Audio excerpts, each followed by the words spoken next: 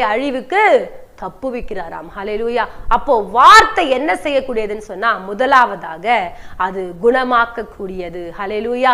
அநேக நேரங்களில் நிறைய பேர் ஃபோன் பண்ணுவாங்க, அம்மா எனக்கு தலை வலிக்குது, வயிற்று வலிக்குது, எனக்கு கிட்னி ப்ராப்ளமா இருக்குது, எனக்கு சுகர் ப்ராப்ளமா இருக்குது, நீங்க ஜெபம் பண்ணுங்கன்னு சொல்லிட்டு என்ன பண்ணுவாங்க, கால் செய்வாங்க.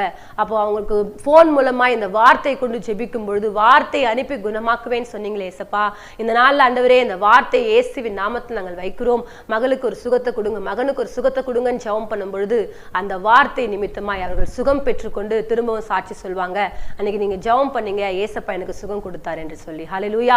அப்ப பாருங்க, வார்த்தை என்ன செய்யக்கூடியதா? முதலாவது வார்த்தை குணமாக்க கூடியது. ஹல்லேலூயா. நீங்கள் எப்பேற்பட்ட வியாதிகளாய் காணப்படலாம்.